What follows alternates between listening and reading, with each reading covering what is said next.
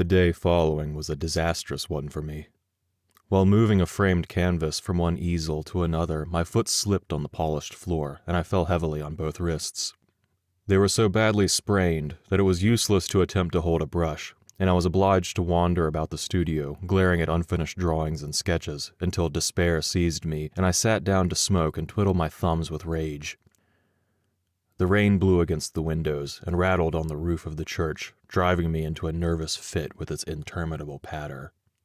Tessie sat sewing by the window, and every now and then raised her head and looked at me with such innocent compassion that I began to feel ashamed of my irritation and looked about for something to occupy me. I had read all the papers and all the books in the library, but for the sake of something to do, I went to the bookcases and shoved them open with my elbow. I knew every volume by its color and examined them all, passing slowly around the library and whistling to keep up my spirits. I was turning to go into the dining room when my eye fell upon a book bound in serpent skin, standing in a corner of the top shelf of the last bookcase. I did not remember it, and from the floor could not decipher the pale lettering on the back. So I went to the smoking room and called Tessie. She came in from the studio and climbed up to reach the book. "What is it?" I asked. "The King in Yellow." I was dumbfounded. Who had placed it there? How came it to my rooms? I had long ago decided that I should never open that book, and nothing on earth could have persuaded me to buy it. Fearful lest curiosity might tempt me to open it, I had never even looked at it in bookstores. If I ever had had any curiosity to read it, the awful tragedy of young Castaigne, whom I knew, prevented me from exploring its wicked pages. I had always refused to listen to any description of it, and indeed, nobody ever ventured to discuss the second part aloud, so I had absolutely no knowledge of what those leaves might reveal. I stared at the poisonous mottled binding as I would at a snake. "Don't touch it, Tessie," I said. "Come down." Of course, my admonition was enough to arouse her curiosity, and before I could prevent it, she took the book and, laughing, danced off into the studio with it. I called to her, but she slipped away with a tormenting smile at my helpless hands, and I followed her with some impatience. "Tessie," I cried, entering the library, "listen, I'm serious. Put that book away. I do not wish you to open it." The library was empty. I went into both drawing rooms, then into the bedrooms, laundry, kitchen, and finally returned to the library and began a systematic search. She had hidden herself so well that it was half an hour later when I discovered her crouching white and silent by the latticed window in the storeroom above. At the first glance I saw she had been punished for her foolishness. The King in Yellow lay at her feet, but the book was open at the second part. I looked at Tessie and saw it was too late. She had opened The King in Yellow. Then I took her by the hand and led her into the studio. She seemed dazed, and when I told her to lie down on the sofa, she obeyed me without a word. After a while, she closed her eyes, and her breathing became regular and deep. But I could not determine whether or not she slept. For a long while I sat silently beside her, but she neither stirred nor spoke, and at last I rose, and, entering the unused storeroom, took the book in my least injured hand. It seemed heavy as lead, but I carried it into the studio again, and sitting down on the rug beside the sofa, opened it, and read through from beginning to end. When, faint with excess of my emotions, I dropped the volume and leaned wearily back against the sofa, Tessie opened her eyes and looked at me. We had been speaking for some time in a dull, monotonous strain, before I realized that we were discussing The King in Yellow. Oh, the sin of writing such words which are as clear as crystal, limpid and musical as bubbling springs, words which sparkle and glow like the poisoned diamonds of the Medicis. Oh, the wickedness, the hopeless damnation of a soul who could fascinate and paralyze human creatures with such words understood by the ignorant and wise alike, words which are more precious than jewels, more soothing than music, more awful than death. We talked on, unmindful of the gathering shadows, and she was begging me to throw away the clasp of black onyx quaintly inlaid with what we now knew to be the yellow sign.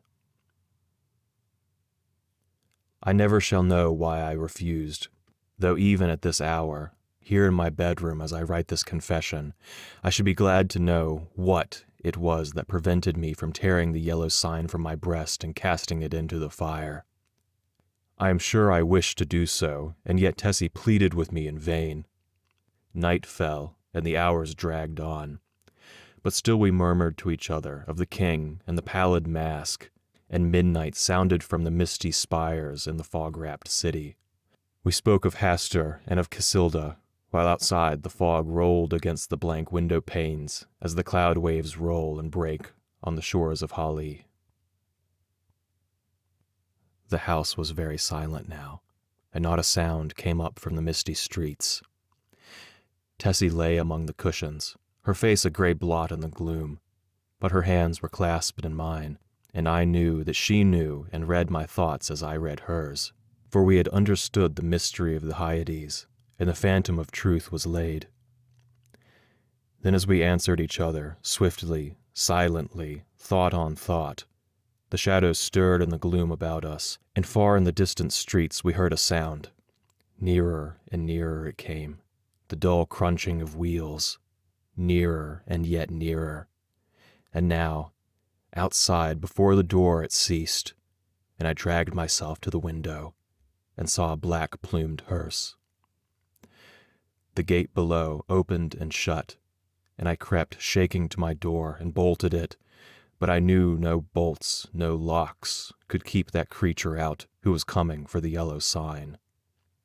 And now I heard him moving very softly along the hall. Now he was at the door, and the bolts rotted at his touch. Now he had entered.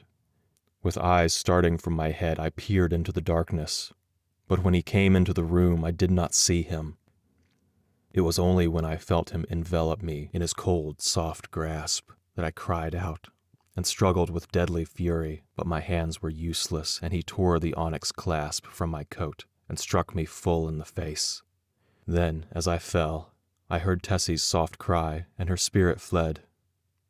And even while falling, I longed to follow her, for I knew that the king in yellow had opened his tattered mantle, and there was only God to cry to now. I could tell more, but I cannot see what help it will be to the world. As for me, I am past human help or hope. As I lie here, writing, careless even whether or not I die before I finish, I can see the doctor gathering up his powders and phials with a vague gesture to the good priest beside me, which I understand. They will be very curious to know the tragedy. They of the outside world who write books and print millions of newspapers. But I shall write no more, and the Father Confessor will seal my last words with the seal of sanctity when his holy office is done.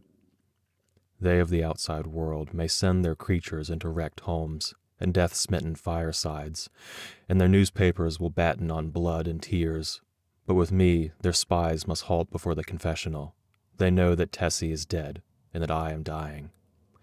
They know how the people in the house, aroused by an infernal scream, rushed into my room and found one living and two dead, but they do not know what I shall tell them now. They do not know that the doctor said as he pointed to a horrible decomposed heap on the floor, the livid corpse of the watchman from the church, "I have no theory, no explanation.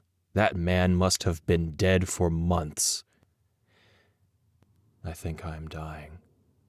I wish the priest would.